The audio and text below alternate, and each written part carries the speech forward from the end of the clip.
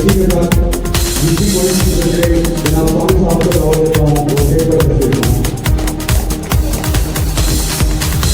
और इसी के साथ एसडीएम की मेंबर जवाहर खान साहब को दावत देता हूँ, अमजद खान साहब को दावत देता हूँ स्टेज पर तशरीफ लाएं। और इसी के साथ दूसरी जनरल सेक्रेटरी जनाब शफी साहब को दावत देता हूँ स्टेज पर तशरीफ लाएं। और इसी के साथ जनरल सेक्रेटरी जनाब अकरम मौलाना साहब को दावत देता हूँ स्टेज पर तशरीफ लाएं। और इसी के साथ डिस्ट्रिक्ट ट्रेजरर जनाब इनम फजल साहब को दावत देता हूँ स्टेज पर तशरीफ लाएं। और इसी के साथ डिस्ट्रिक्ट सेक्रेटरी जनाब फजील साहब को दावत देता हूँ स्टेज पर तशरीफ लाएं।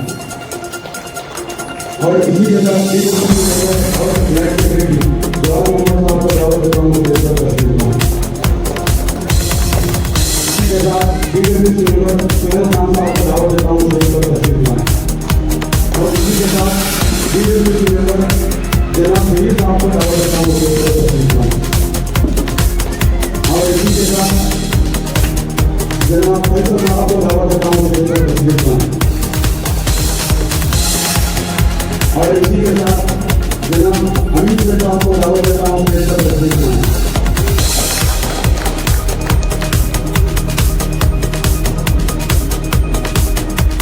और इसी के साथ वार्ड नंबर 12 के जनाब तिरुवंजन साहब को दावत देता हूँ स्टेज पर तशरीफ लाएं। और इसी के साथ सेक्रेटरी के लिए जनाब हाफिज हसन साहब को दावत देता हूँ स्टेज पर तशरीफ लाएं। और इसी के साथ वार्ड नंबर 12 के नसरुल्लाह टिको साहब को दावत देता हूँ स्टेज पर तशरीफ लाएं।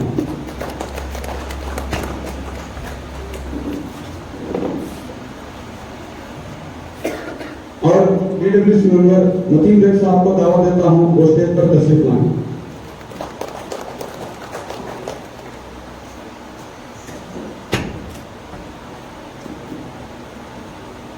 अभी हमारा प्रोग्राम का आगाज करने के लिए वेलकम स्पीच के लिए जनाब जवाब साहब को दावत देता हूँ, वो आए वेलकम करें। हमारे इस प्रोग्राम का आगाज हो चुका है। मैं हमारे ब्लॉक प्रेसिडेंट वसीम साहब का भी तरफ से इस्तेमाल करता हूँ और हमारे स्टेट प्रेसिडेंट जनाब अब्दुल मजीद साहब का भी इसी तरह यस कमेटी की प्रेसिडेंट इस्तेमाल करता हूँ और इसका मोहम्मद सिद्दीकी जनरल सेक्रेटरी का से इस्तेमाल करता हूँ और डिस्ट्रिक्ट जनरल सेक्रेटरी अपने मौलाना में से इस्तेमाल करता हूँ और डिस्ट्रिक्ट सेक्रेटरी का भी नाम में इस्तेमाल करता हूँ और इसका यूनियन के पास डिस्ट्रिक्ट प्रेसिडेंट में इस्तेमाल करता हूँ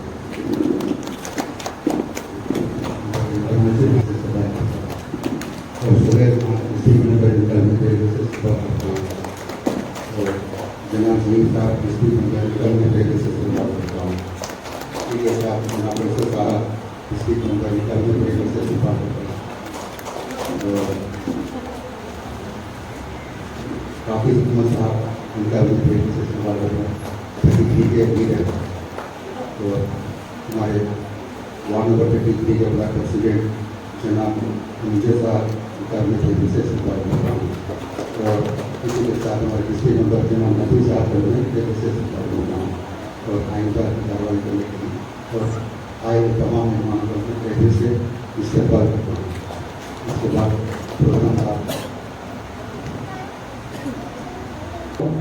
जवाहर मोहम्मद साहब अब हमारे प्रिफरेंस देने के लिए मैं दावत देता हूँ निमरा ब्लॉक प्रेसिडेंट जनाब वसीम साहब को दावत देता हूँ, वो आए प्रिफरेंस करें। खुसूसन हमारे ब्लॉक के इशू पर इंशाल्लाह मैं एक 10 मिनट में जो हो सकता है वो इधर रखूँगा। सारे जहाँ से अच्छा हिंदुस्तां हमारा, हम बुलबुलें हैं इसकी ये गुलसितां हमारा। अगर हम ये बहुत सारे शुरू से हम ये तराना सुनते आ रहे हैं, लेकिन हम इसमें असल में इसे समझकर जो इसमें हिंदुस्तां हमारा है, इसे हम शायद भूल चुके हैं, मैं समझता हूँ। ये भूलने की वजह से आज हमारी सियासतों में जो हुक्मरान बैठे हैं, ये हमारी कमज़ोरी है। ये बैठने की वजह हमें सियासत को गंदा समझकर दूर कर रहे हैं।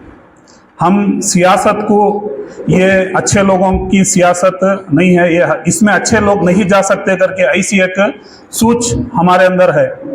सबसे पहले ये सोच को हम बदलना है। जिस दिन हम ये सोच को बदलेंगे तभी हमारे सामने पाक अच्छे नेक दिल हमारे सामने नुमाइंदीन रहेंगे। इसमें जिस तरह हम एक घर को बनने के लिए मेहनत करते हैं, किस लिए मेहनत करते हैं हम एक घर को बनने के लिए? ताकि वो हमारी हिफाजत करे और हम उसकी हिफाजत कर सके। और वो घर को बनने के लिए कितनी मेहनत होती है, कहीं भी हम वो बनने के लिए एक रत्ती भी कॉम्प्रोमाइज नहीं करती क्या कौन कभी? क्यों? वो हमारी हिफाजत के लिए बन रहा है। उसमें चाहे हम ना खर्च लेना पड़ जाए, क्या भी करना पड़ जाए, लेकिन काम में कॉम्प्रोमाइज कि वो हमारी हिफाजत के लिए बना रहे हैं और हम उसकी हिफाजत, घर हमारी हिफाजत, हम उसकी हिफाजत देखते हैं। जिस तरीके से खून पसीने से हम एक घर बनते हैं, एक एक ईंट ले लगा के किस मेहनत से हम जोड़ते हैं, उधर एक एक घंटा हम उसके पीछे कैसा मेहनत करते हैं, इसी तरह आज के पॉलिटिकल माहौल को भी हम इसी तरह मेहनत करना है। जिस तरह हम अपने घर को बनने की फिक्र करते हैं, इसी तरह से आज के सियासत के अंदर हम क्या रोल अदा करना है, ये हम असल हमारा ये विजन होना है। हमारे सामने एक मकसद होना है, क्योंकि अल्लाह भी फरमा रहा है, जब तक हम बहुत सारे जने क्या बोलते हैं, ए अल्लाह है क्या, देख रहा नहीं क्या, उन्हें सुधार लेता, यशना है हमारी, हमें क्या भी देख रहा ना, वैसा वैसा बदला का तो क्या भी बदले नहीं। अल्लाह क्या बोल रहा है, जब तक तुम्हें खुद बदलने की कोशिश नहीं करते तब तक लगा मैं तुमना नहीं बदलता कर अल्लाह। हमें कोशिश कर रही नहीं, इसीलिए आज माइनॉरिटी में सबसे पिछड़े हमें हिंदुस्तान के अंदर सेकेंड लार्जेस्ट कौम हमारी, सियासत में टोटली नहीं है। हमें अगर है ही तो उन्होंने बोलोगे तो बोलती, नहीं का तो चुपके रहती। ऐसी सियासत आज है। सो हमारे हक के ऊपर बोलने वाले आज कौन भी नहीं, चाहे हमारे से एक जरा को जेल में बिठाने नहीं हो रहा है। हाँ, हमारे बहुत सारे ऐसे इश्यूज हैं कि उन्होंने हमारे ऊपर एक बात भी उन्होंने नहीं बोल रही। तो ये खुली छूट दीन सो कौन, हमें दीन सो उनको। हमें जब वोट पूछने आती, तब हमें उनको वोट दे डालती, हमें छोड़ डालती। जो उनकी जिम्मेदारी को हमें उनको जाको समझाना, तुम्हारी जिम्मेदारी है, तुम्हें अदा कर रही क्या? चाहे वो कारपोरेटर रहंदे, चाहे एमएलए रहंदे, चाहे एमपी रहंदे, ये इशू को कौन हैंडल करना, वो कौन आइडेंटिफाई करना, कौन भी ऊपर से नहीं आते। तुम्हें खुद तुम्हारे मोहल्ले का आइडेंटिफाई करको उसे इशू को कौन हैंडल करना, उसका ने जाको उसे पूछे तो उन्हें एक दिन टलेगा, 2 दिन टलेगा, तीसरे दिन आपका वार का काम होता है।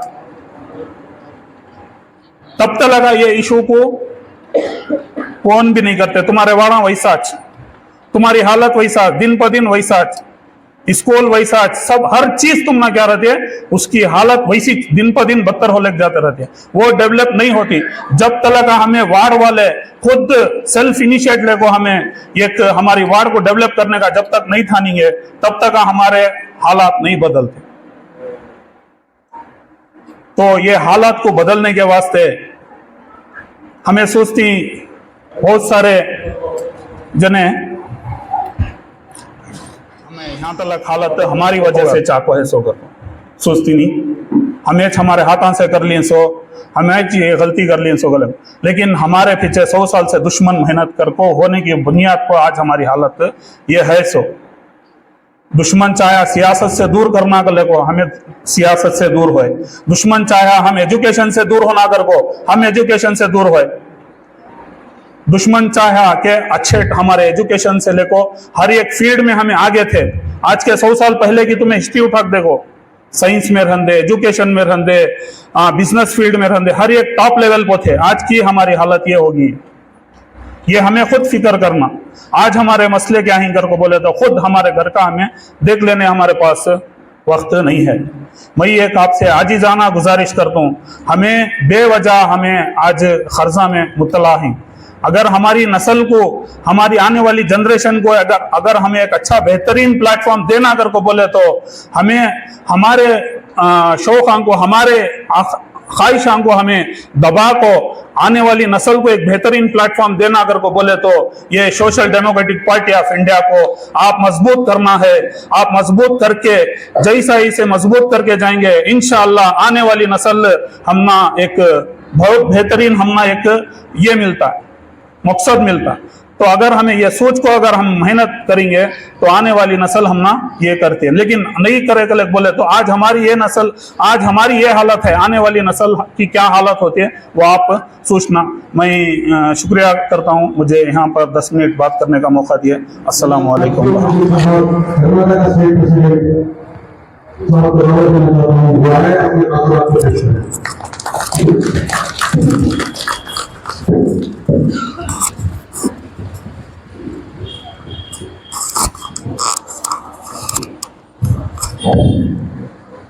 अस्सलाम वालेकुम। Social democratic party of India Nimra block Mysore district के जानिब से आज जो पार्टी कन्वेंशन का इस प्रोग्राम में स्टेज में तशरीफ़ फरमा सदर जलसा ब्लॉक के प्रेसिडेंट वसीम भाई, डिस्ट्रिक्ट वाइस प्रेसिडेंट एस स्वामी साहब, state working committee member Amjad Khan साहब, डिस्ट्रिक्ट जनरल सेक्रेटरीज अकरम मौलाना शफी भाई, डिस्ट्रिक्ट ट्रेजरर फिरदौस भाई, डिस्ट्रिक्ट लीडर्स हमारे फरदीन भाई और ज़हीर भाई, सुहेल भाई, जवाद भाई, हाफिज़ अकरम मौलाना, अकमल मौलाना, जुनैद भाई और तमाम जितने भी और हमारे डिस्ट्रिक्ट सेक्रेटरी फरदीन भाई, मेरे सामने बैठे हुए तमाम हमारे पार्टी के cadres, members, leaders, well-wishers, women India movement के हमारे माँ बहनों, अल्हम्दुलिल्लाह आज हम एसडीपी के पार्टी कन्वेंशन में इधर जुड़े हैं। एसडीपीआई हर 4 महीने को एक बार जो पार्टी कन्वेंशन ऑर्गेनाइज करता है, तो आज हम लोग निम्रा ब्लॉक के इस पार्टी कन्वेंशन में आप तमाम लोग हमारे दावत को लब्बई कहते हुए इधर आए हैं। आपको मैं शुक्रगुजार हूँ और वेलकम करता हूँ। आज इस देश का हालात के बारे में,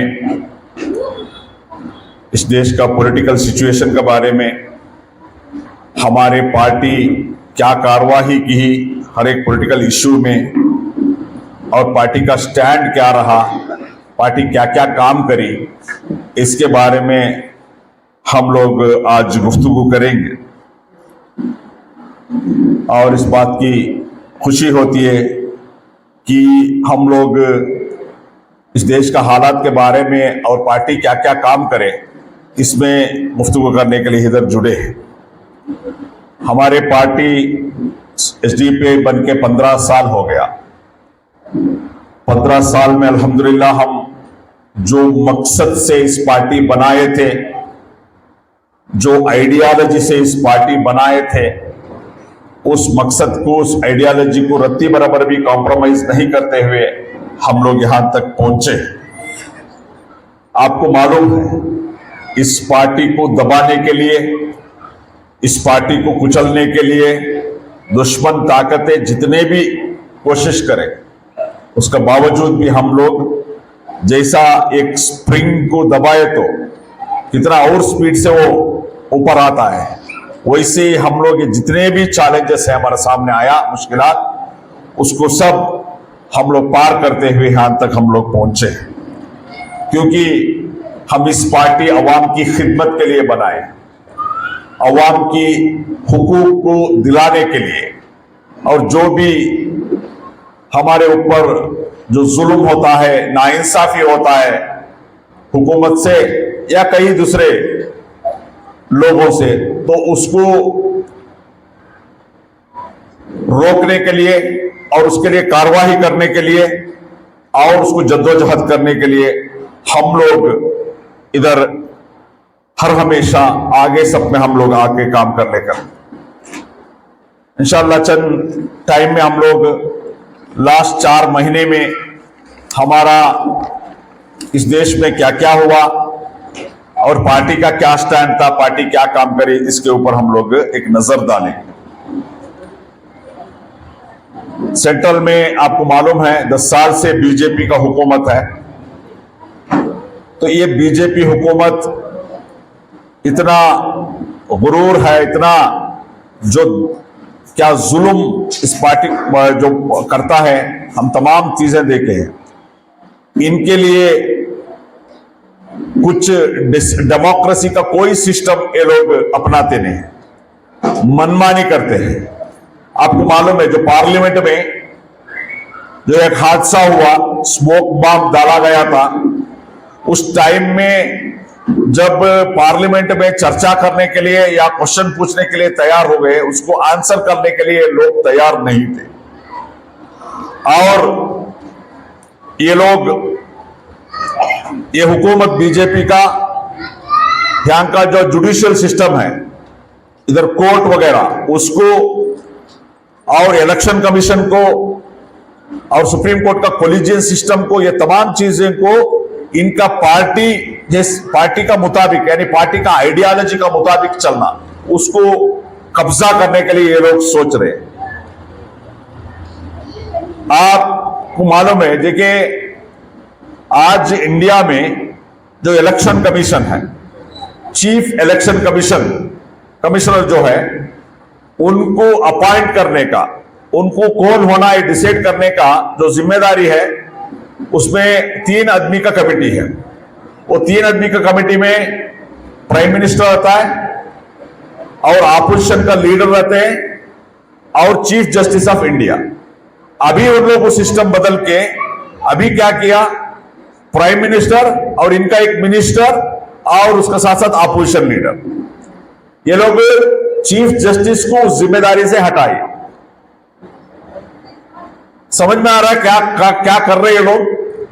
अगर चीफ जस्टिस रहे तो वो न्यूट्रल स्टैंड लेगा, तो इसलिए इनका ही एक आदमी, अभी एक आदमी को अपॉइंट करना है, तो इसमें 3 लोग हैं, 2 लोग, एक प्राइम मिनिस्टर, एक इनका मिनिस्टर है। तो ये 2 लोग किसको बोलेंगे, वही हो जाएगा ना। अगर ऑपोजिशन लीडर ऑपोजिट भी करे तो क्या कुछ फायदा होने वाला नहीं, ऐसा एक सिस्टम बनाए।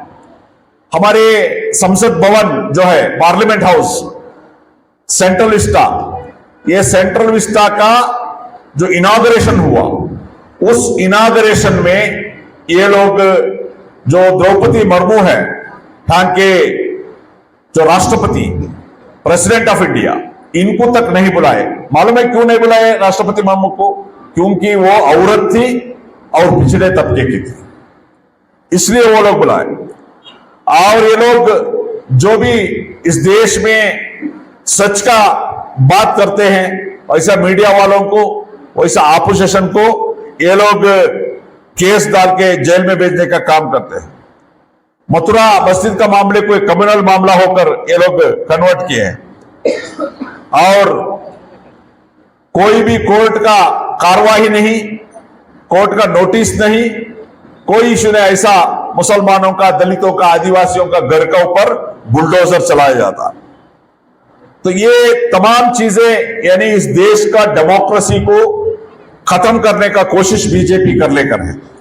दूसरी तरफ इसको बचाना था, ये जो नाइंसाफी हो लेकर है, जुल्म हो लेकर है, डेमोक्रेसी को डैमेज हो लेकर है, इसको जो बचाना था ऑपोजिशन पार्टीज, कांग्रेस हो, समाजवादी पार्टी हो, दूसरे जितने भी पार्टी है, ये पार्टी का लोग खामोश है।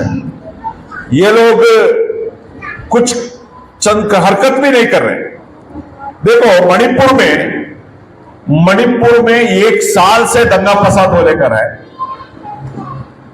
200 से ज्यादा लोगों का कत्लेआम हुआ, 150 से ज्यादा चर्च का ऊपर हमला हुआ और 1 लाख लोग बेघर हो गए। 1 लाख लोग, उसके बावजूद भी ना प्राइम मिनिस्टर उधर गए ना होम मिनिस्टर गए। प्राइम मिनिस्टर जो आग लग रहा है, हर दिन कत्लेआम हो रहा है, हर दिन चर्चों के ऊपर जो हमला हो रहा है, ऐसे एक स्टेट को जाने के लिए टाइम नहीं। प्राइम मिनिस्टर ये आदमी समुद्र में जाके कुछ हरकत कर रहा है, वीडियोग्राफर को लेके जाके समुद्र को जाके पूजा करने का काम करता है। देखिए क्या हालत है। जो 1 साल से दंगा फसाद हो रहे, उधर जाकर उसको खत्म करने का या कुछ इनका अंदर जो पीस मीटिंग करने का, वो कोई काम कर लेकर नहीं। मगर अफसोस इस बात की है, जो ऐसा मौके पर इसको फायदा उठाना है ना, अपोजिशन पार्टी कांग्रेस वगैरह बिल्कुल काम नहीं कर लेकर है। देखो बीजेपी जो गलत कर रहा है, इस गलत को गलत है, ये नाइंसाफी हो लेकर अवाम को बोलना, अवाम का साथ ये मिलजुल कर बोलना और अवाम को बीजेपी का खिलाफ एक ओपिनियन बिल्ड करना, ये काम करना था। मगर ये अपोजिशन पार्टी खामोश हो गए। और उसके साथ साथ अपोजिशन पार्टी क्या कर रहे हैं, अपोजिशन पार्टी का लीडर भी बीजेपी को जम रहा है। परसों आप राज्यसभा इलेक्शन देखे ना, राज्यसभा इलेक्शन में समाजवादी पार्टी के 7 एमएलए बीजेपी को वोट किया। हिमाचल प्रदेश में कांग्रेस का 6 एमएलए बीजेपी का कैंडिडेट को वोट किया। जो पार्टी बीजेपी का खिलाफ खड़े होकर जद्दोजहद करना, मेहनत करना, वही लोग बीजेपी का साथ जुड़ने का काम करने कर। तो इस मामले पर देश भर में एसडीपीआई ये जो बीजेपी का नाइंसाफी नाहक का खिलाफ प्रोटेस्ट किया है और लोगों को ये जो हो लेकर है इसके बारे में अवेयर करने का काम कर लेकर है। इधर क्या है, डेमोक्रेसी खत्म हो गया, डेमोक्रेसी डैमेज में आ गया। ये मैं नहीं कर रहा हूं। सुप्रीम कोर्ट ने अभी लास्ट वीक में जो चंडीगढ़ का मेयर इलेक्शन में एक इलेक्शन ऑफिसर को मिसयूज करते हुए उधर जीता था आम आदमी पार्टी। समझना, मेयर इलेक्शन में वोटिंग हुआ, आम आदमी पार्टी जीता था। ये इलेक्शन का ऑफिसर क्या किया, 8 जो वोट जो है इनवैलिड बोलकर डिक्लेयर किसको किया, बीजेपी का मेयर को। उसके बाद वो लोग सुप्रीम कोर्ट को गए, सुप्रीम कोर्ट ये सब कारगुजारी सुनाकर उसके बाद जो जजमेंट दिया, वो जजमेंट देने के वक्त ने सुप्रीम कोर्ट का जो चीफ जस्टिस चंद्रचूड़ साहब ने बोला डिस्ट्रक्शन ऑफ डेमोक्रेसी, यानी डेमोक्रेसी इधर खत्म हुआ, डेमोक्रेसी को कत्लेआम कर रहे, ऐसा बात चीफ जस्टिस बोले। देखिए अभी विंटर सेशन में जो बीजेपी का खिलाफ जो प्रताप सिम्हा पास देकर एक आदमी आकर उधर स्मोक बॉम्ब जो ब्लास्ट किया पार्लियामेंट के अंदर, उसके बारे में जो क्वेश्चन करना था, क्यों एमपी पास दिया, ये कौन है, ये तमाम चीजें जो क्वेश्चन राइज किए पार्लियामेंट में, तो पार्लियामेंट का जो आंसर करना था होम मिनिस्टर या प्रधानमंत्री, ये करे नहीं। 150 कांग्रेस जितने भी अपोजिशन पार्टीज का एमपीज को ये लोग सस्पेंड कर दिए, बाहर कर दिए। तो ये जो भी मुद्दे पे हम लोग को क्वेश्चन नहीं करना है, ऐसा एक हालात जो है, बहुत अफसोस है। मगर अफसोस इस बात की है, दोबारा मैं कहता हूं, ये तमाम चीजों में जब 150 इनका एमएलए को सस्पेंड करने के टाइम पूरे के पूरे अपोजिशन पार्टीज रास्ते पे आना था, चक्का जाम करना था, बहुत बड़ा एहतजाज करना था, इस नाइंसाफी को रास्ते भर में पूछना था। मगर अफसोस इस बात की है, बहुत बड़ा एहतजाज कहीं भी नहीं हुआ। मगर social democratic party of India जो हमारा एमपी 150 एमपी को जो सस्पेंड किया था, इसके बारे में हम दिल्ली का जंतर मंतर में प्रोटेस्ट करें, गुजरात में, उत्तर प्रदेश में, महाराष्ट्र में, मध्य प्रदेश में केरला, तमिलनाडु, कर्नाटका, तमाम स्टेटों में हम लोग एहतजाज करें।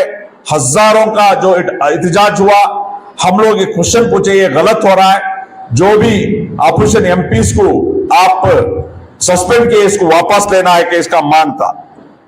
उसके बाद वो हम लोग एक नजर डालेंगे, अभी जो असेंबली इलेक्शन हुआ 5 स्टेटों में, राजस्थान, मध्य प्रदेश, छत्तीसगढ़, तेलंगाना और मिजोरम में, आप कैसा हालात हो गया। आपको मालूम है राजस्थान में कांग्रेस था, उसका बावजूद भी उधर क्या हुआ, बीजेपी आ गया। छत्तीसगढ़ में कांग्रेस था, उधर भी बीजेपी आ गया। मध्य प्रदेश में बीजेपी था मगर बहुत एंटी इनकम्बेंसी था, उसका अवाम इनका खिलाफ थे।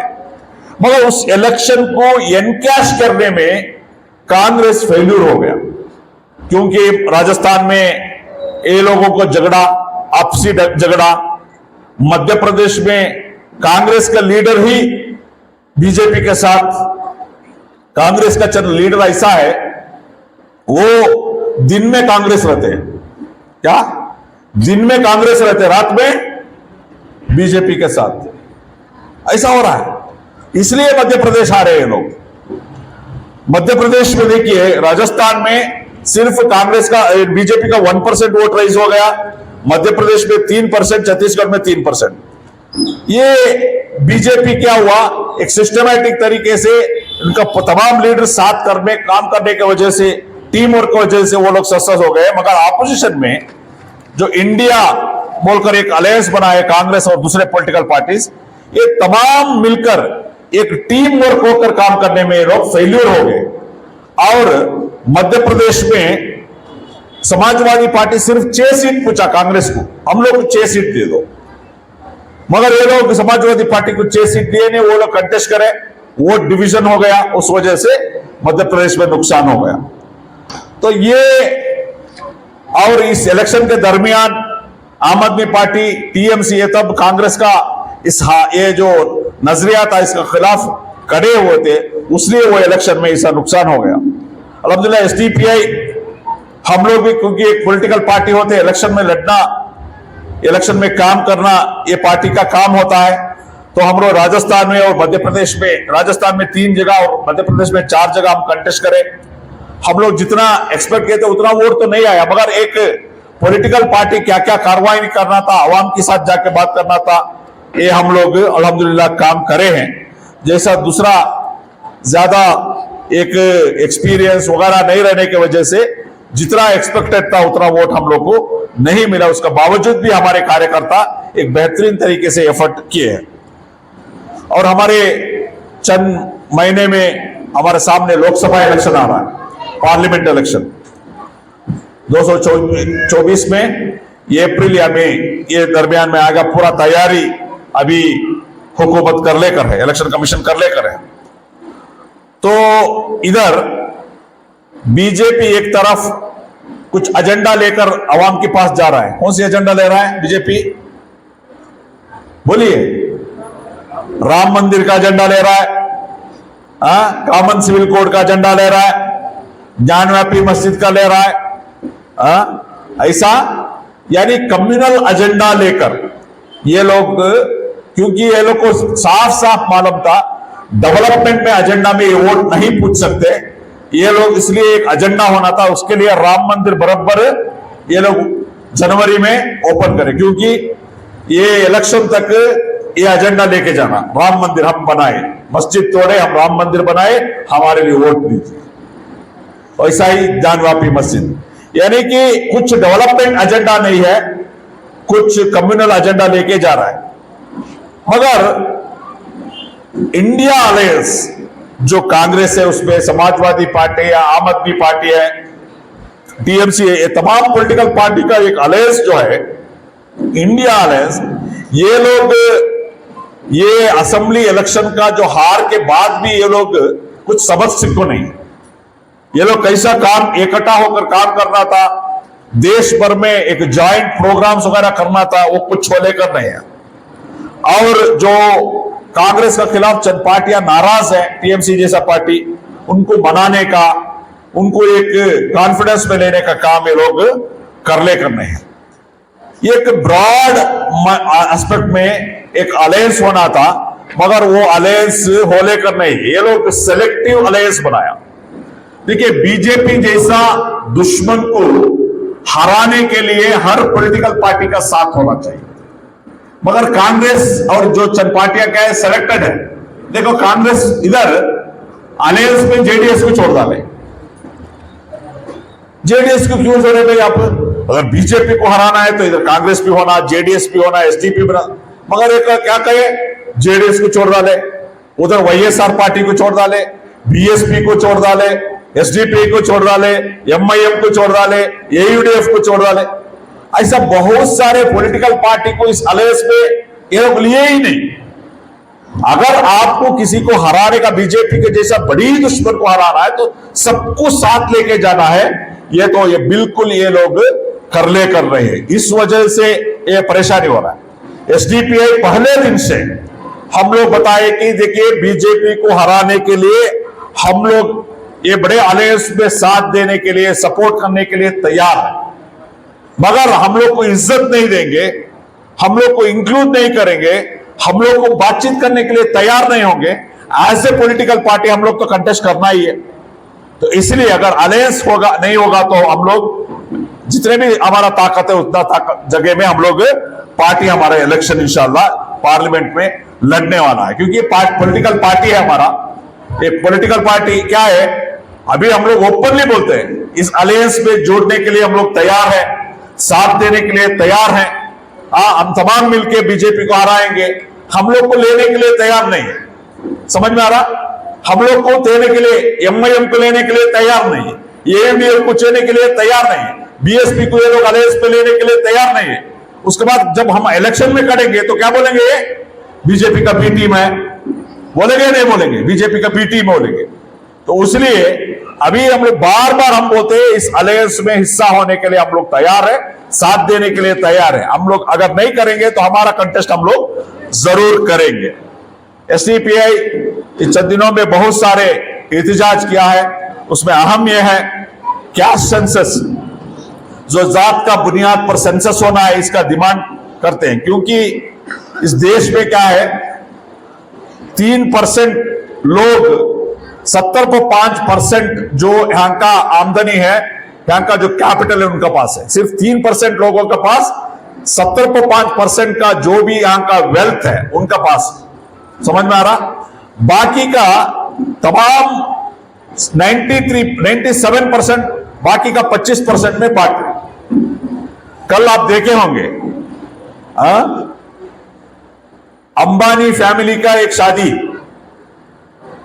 देखे ना, अंबानी फैमिली का शादी को एक रिहाना बोलकर एक पॉप सिंगर को ये लोग बुलाए। पता है इसका चार्ज कितना? 75 करोड़, 70.5 करोड़ देके रिहाना बोलकर एक पॉप सिंगर को ये लोग बुलाए। ये क्या है? यही बोल रहा हूं, जो 3% लोगों के पास इस देश का 75% वेल्थ एक्यूमुलेट होने की वजह से ये वो लेकर है। अगर इस तमाम चीजें ये होना है तो कैस्ट सेंसस होना चाहिए, जात का बुनियाद पर सेंसस होना, कौन सी जात क्या लेवल में है ये। तो इसमें 1931 में कैस्ट सेंसस हुआ था, उसके बाद कोई सेंसस इधर नहीं हुआ था। तो उसके लिए अभी बिहार में कैस्ट सेंसस हुआ है। मालूम हुआ है कि अदर का 70% लोग बैकवर्ड क्लास है। तो एसडीपी ये मांग करते हैं हर 10 साल में जो सेंसस होता है, जाति गणति जो होता है सेंसस, उस सेंसस में कैस्ट सेंसस भी होना चाहिए। तो इसलिए एसडीपीआई एक कैस्ट सेंसस लागू करने के लिए जंतर मंतर में कर्नाटका, केरला, वेस्ट बंगाल, आंध्र प्रदेश तमाम स्टेटों में प्रोटेस्ट किया। आपको मालूम है कर्नाटका में जो कांतराज कमीशन जो कैस्ट सेंसस वो बनाए थे लास्ट 2013 में जो सिद्धरामैया हुकूमत में, उसके बाद उसको लागू नहीं करे थे। हम लोग हर डिस्ट्रिक्ट में प्रोटेस्ट करें, हर एमएलए को जाके मिलकर मेमोरेंडम दिए और उसके बाद बेंगलुरु से लेकर बेलगाम तक एक रैली चलाए, अंबेडकर जाता, और हम लोग डिमांड करें कि कैस्ट सेंसस को एक्सेप्ट करना है। अल्हम्दुलिल्लाह स्टेट गवर्नमेंट ने कैस्ट सेंसस को अभी एक्सेप्ट किया, मगर हम लोग ये भी डिमांड करते हैं कैस्ट सेंसस को सिर्फ एक्सेप्ट नहीं करना, उसको पब्लिश करना और उस पब्लिक करने के बाद वो जो कैस्ट सेंसस का जो स्टेटस का मुताबिक अलग अलग प्रोग्राम अलग अलग कम्युनिटी के लिए करना, ये हमारा डिमांड हम लोग किए हैं। तो आपको जैसा ही मैंने बताया, ये 10 साल से बीजेपी कम्युनल एजेंडा लेकर जालेकर है, सिर्फ और सिर्फ कम्युनल एजेंडा बात करता है, कोई डेवलपमेंट का एजेंडा ये लोग बात नहीं करते। मगर जो भी ऑपोजिशन पार्टीज इसके बारे में बात भी नहीं करते। अभी बाबरी मस्जिद का डेमोलिशन के बाद उसी समय में जो केस चलता था, इंडिया में एक कानून बनाया प्लेसेस ऑफ वर्शिप एक्ट 1991।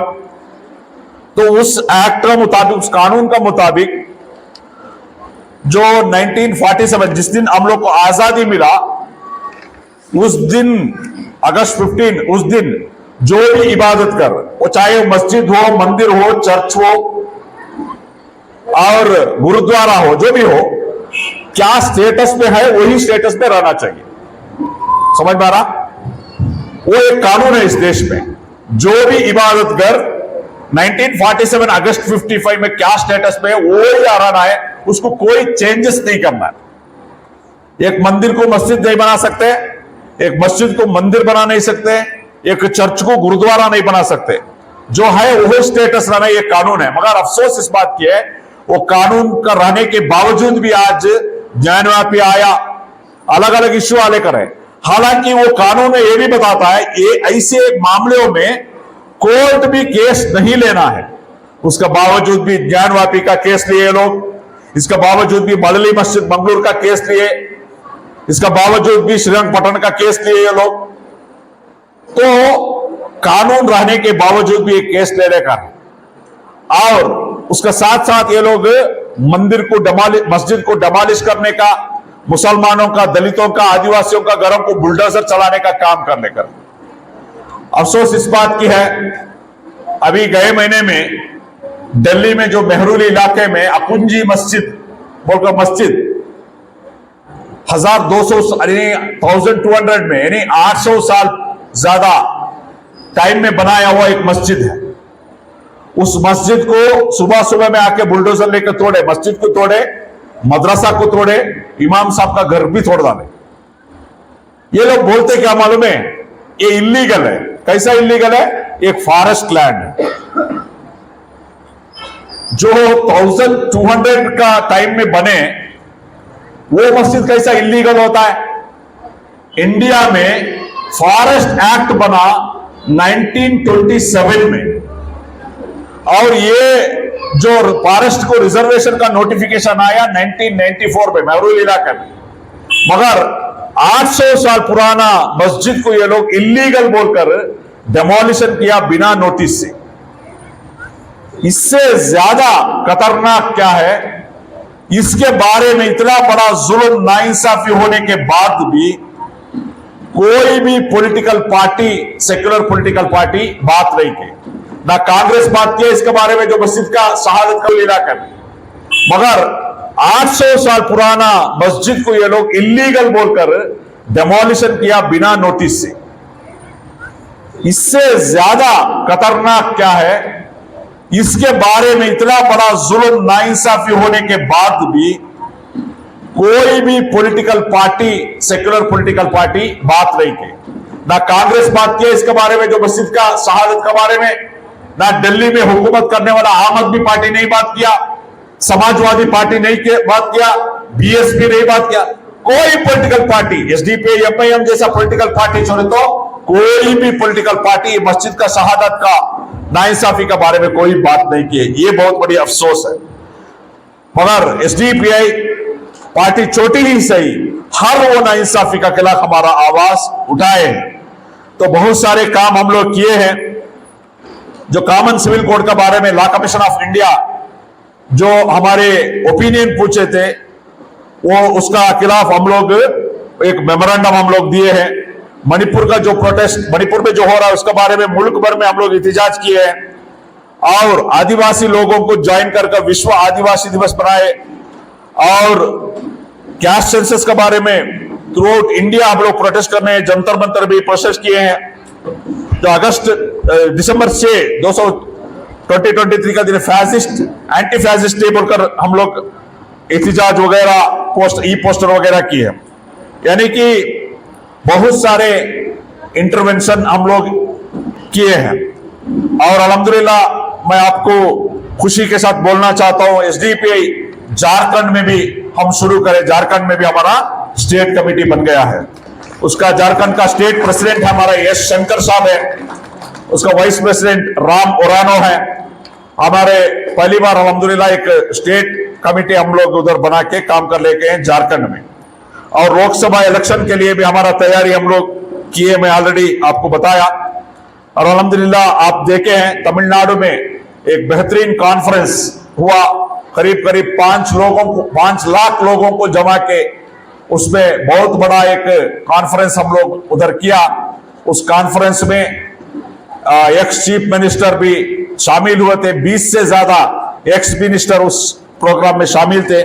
अभी केरला में जनमनेटर यात्रा बोलकर कासरगोड से लेकर तिरुवनंतपुरम का एक बहुत बेहतरीन तरीके से एक यात्रा हुआ है। और उसके साथ साथ पश्चिम बंगाल, आंध्र प्रदेश, तमिलनाडु, हर स्टेट में अपना एक्टिविटीज हम लोग कर लेकर है। और हमारे पार्टी में हमारे लीडरशिप को डेवलपमेंट करने के लिए अलग अलग कोशिश हम लोग कर लेकर हैं। तो उसका बाद जो भी हमारे बूथ लेवल में डेवलपमेंट करना है वो डेवलपमेंट का काम हम तमाम हमारा हो लेकर है। तो भाइयों, ये चंद कारगुजारी था, देश का हालात क्या क्या था और इस हालात में एसडीपीआई क्या काम करी, ये तमाम चीजें आपको हम लोग बताना था। क्यों बताना था? ये पार्टी जो है आपकी पार्टी है। ये पार्टी किसकी है? अवाम की है। अवाम के लिए जद्दोजहद करती है, अवाम की आवाज बनकर काम करती है। तो हमारा जिम्मेदारी है इस पार्टी क्या क्या काम करती है, क्या क्या काम कर कर है, उसको अब आप तक रिपोर्ट करना हमारा जिम्मेदारी। क्योंकि ये पार्टी आप सपोर्ट करते हैं, जब भी हमारा पार्टी को फंड का जरूरत आता है आपके पास आते हैं तो फंड भी देते हैं, सपोर्ट भी करते हैं, वोट भी करते हैं। तो आपका साथ हमारे जो भी कारगुजारी है आप लोगों का सामने रखना हमारा जिम्मेदारी समझता है। क्योंकि एसडीपीआई एक जिम्मेदारी के साथ काम करने वाला एक पार्टी है। तो हमारा ये जो हालात पे हमारा जिम्मेदारी है, ये जो भी हालात का ऊपर हम लोग डट के करना है, जो भी हालात को फेस करना है। क्योंकि बिना जद्दोजहद से, बिना कोशिश से कुछ काम होने वाला नहीं है। हम कोशिश करना है, हम जद्दोजहद करना है, हम मेहनत करना है और हमारी ये ताकत को मजबूत करना है। देखो 70 को 5 साल हो गया, हर पार्टी को हम लोग देख लिए। मैंने बताया ना, जो 1200 में बनाया हुआ, 800 से ज्यादा बनाया हुआ एक मस्जिद में तोड़ने में उस नाइंसाफी का खिलाफ एक पार्टी भी बात नहीं करा। क्या ये लोग हमारे साथ खड़े होंगे क्या? तो इसलिए हमारी खुद की एक पॉलिटिकल ताकत को मजबूत करना, आगे लेके जाना, ये हमारा जिम्मेदारी है। तो इसलिए मैं अदबन गुजारिश करता हूं, इस पार्टी को सपोर्ट कीजिए, इस पार्टी को मजबूत कीजिए, इस पार्टी के लिए कुछ काम कीजिए और आइंदा हमारे नस्ल के लिए एक बेहतरीन इंडिया बनाना है, बाइज्जत जिंदगी जीना है, हम लोग बाखौफ जिंदगी जीना है। तो हमारे नस्ल, आने वाले नस्ल बाखौफ का जिंदगी, बाइज्जत का जिंदगी जीना है तो हम खुद काम करना पड़ेगा, हम जद्दोजहद करना पड़ेगा। मैं उम्मीद करता हूं आप तमाम लोग मिलके इस पार्टी को, इस मूवमेंट को मजबूत करेंगे और आने वाले हमारे नस्लों के लिए एक बेहतरीन इंडिया बनाएंगे। इतने ही कहते हुए मेरा बात को मैं खत्म करता हूं। अस्सलाम वालेकुम, जय हिंद, जय एसडीपी।